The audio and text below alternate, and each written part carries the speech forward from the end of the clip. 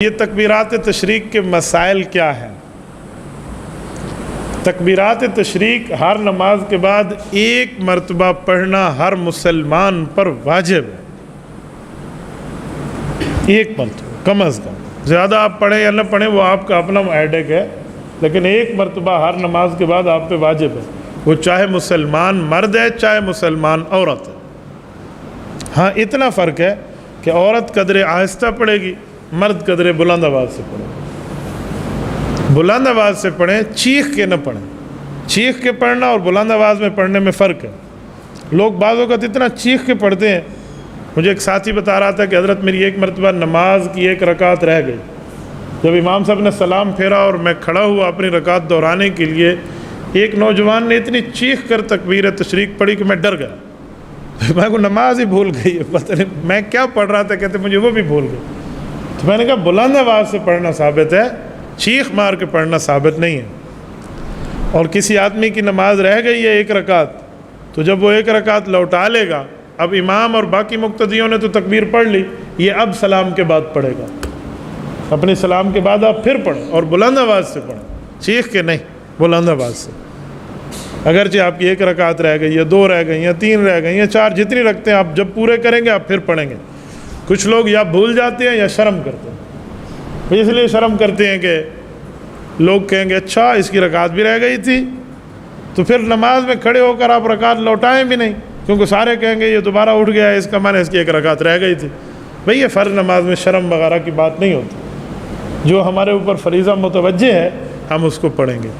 یہ کل ہفتے والے دن سے شروع ہو رہی ہیں تکبیرات تشریق، نماز صبح سے ہر نماز کے ساتھ پڑھیں گے، اور بقرعید کی نماز پڑھنے کے لیے جب آئیں گے تو راستے میں بھی پڑھیں گے، آتے ہوئے بھی جاتے ہوئے بھی، اور بلند آواز سے پڑھیں گے تکبیرات تشریق۔ عید نماز کے لیے آنے کی ترتیب میں بہتر یہ ہے کہ بندہ ایک راستے سے آئے دوسرے سے جائے، یہ زیادہ بہتر ہے۔ اگر عیدگاہ کے آپ قریب ہیں تو پیدل آئیں،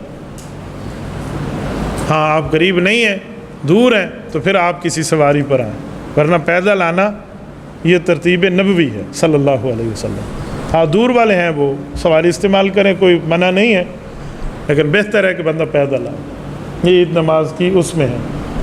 اور عید الاضحیٰ میں کل مجھ سے پوچھ رہے تھے کہ صدقۃ الفطر کتنا ہے؟ میں نے کہا عید الاضحیٰ میں صدقۃ الفطر نہیں ہے، وہ عید الفطر پہ ہے۔ ادھر جو صدقۃ الاضحیٰ ہے وہ قربانی ہے، اور یہاں وہ عید نماز کے بعد ہے، پہلے نہیں ہے۔ اور وہ جو صدقۃ الفطر ہے وہ عید نماز سے پہلے ہے، وہ عید الفطر میں ہے۔ یہ جو صدقۃ الاضحیٰ ہے یہ عید نماز کے بعد ہے۔ رسالت امام علیہ الصلوۃ والسلام کی عادت مبارکہ یہ تھی کہ حضور علیہ السلام عید نماز دیر سے پڑھتے تھے۔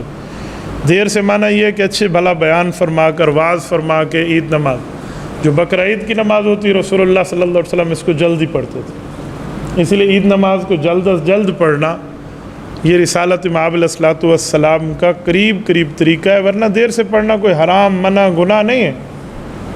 بس اسی لیے نماز کے اوقات مختلف ہونے چاہیے تاکہ کچھ لوگ کہیں پڑھ لیں اور اپنی قربانی کر لیں، پھر بعد والے کہیں اور پڑھ لیں، یہ بہت بہتر طریقہ ہے۔ حضور اقدس صلی اللہ علیہ وآلہ وسلم بقرعید اور عید الفطر دونوں کے لیے مسجد استعمال نہیں فرماتے تھے۔ حضور علیہ السلام کی عادت مبارکہ یہ تھی، جنازہ پڑھنا ہوتا یا عیدین کی نماز پڑھنی ہوتی کسی گراؤنڈ میں پڑھتے۔ آج آپ مسجد نبوی جائیں، اللہ تعالیٰ آپ کو لے جائے، خوش قسمت دن ہے یار، یوم عرفہ، اللہ پاک ہم سب کو لے جائے۔ عرفہ کے دن میں شیطان آج جتنا روتا ہے نا، شاید کسی دن روئے۔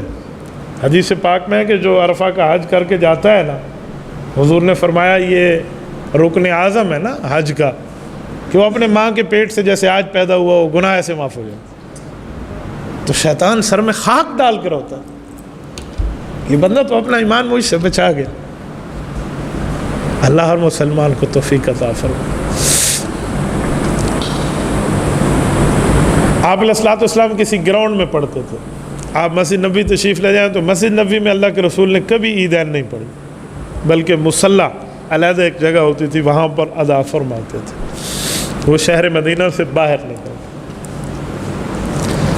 اور اس کے ساتھ تکبیرات تشریق پر میں بات کر رہا تھا، یہ 9 ذوالحجہ سے شروع ہوں گی، یعنی بقرعید سے ایک دن پہلے، اور یہ ختم ہوں گی عید الاضحیٰ کے چوتھے دن۔ تھوڑا سا فرق سمجھ لیں، جب تک قربانی چل رہی ہے وہ عید الاضحیٰ کا تیسرا دن ہے، ٹھیک ہے نا، چوتھا نہیں ہے۔ تکبیرات تشریق اس سے ایک دن بعد تک جاری رہیں گی، یوں نہیں ہے کہ جب تک قربانی چل رہی ہے تکبیر پڑھیں گے اگلے دن چھوڑ دیں گے، جی نہیں۔ چوتھے دن عصر کی نماز آخری نماز ہوگی عید الاضحیٰ کا، چوتھا دن 13 ذوالحجہ، کیونکہ 10 ذوالحجہ کو عید ہے نا، 10، 11، 12 اور 13، تو عصر کی نماز کے وقت بس ہم نے آخری دفعہ تکبیر پڑھنی ہے، پھر مغرب میں نماز ہم نے تکبیر نہیں پڑھنی۔ اسی لیے بعض علماء نے لکھا ہے کہ جو مغرب کی نماز ہے یہ ترتیب نمازوں کے اعتبار سے پہلی نماز ہے، صبح پہلی نہیں ہے، مغرب پہلی ہے۔ کہتے کیوں؟ کہ شریعت میں جو رات کے احکام ہیں نا وہ ایک مغرب سے شروع ہو جاتے ہیں۔ مثلا کل کا روزہ ہے تو آج تراویح ہم رات کو پڑھ لیں گے، حالانکہ روزہ کل ہے، اور کل عید ہے تو تراویح ایک دن پہلے ہم چھوڑ دیتے ہیں۔ تو اسلامی احکام مغرب سے شروع ہوتے ہیں کہ دن تبدیل ہو رہا ہے، چاند کے حساب سے ہے نا، چاند تو مغرب میں ظاہر ہوگا نا، ظہر میں تھوڑی ظاہر ہوگا ہمارے سامنے، مغرب کے بعد ہی ظاہر ہوگا۔ تو اسی لیے بعض علماء کہتے ہیں مغرب کی نماز پہلی نماز ہے اور عصر کی نماز آخری نماز ہے، لیکن یہ بات عوام کو سمجھائیں، وہ کہتے ہیں نئی بات ہے، ہم نے تو سنا ہے کہ صبح نماز پہلی نماز ہے، تو جس کو سمجھنا ہے ہم بھی کہتے ہیں ہاں بھائی صبح پہلی نماز ہے، لیکن علمی اعتبار کا فرق ہے، اس لیے 2 باتیں میں نے آپ کی خدمت میں کر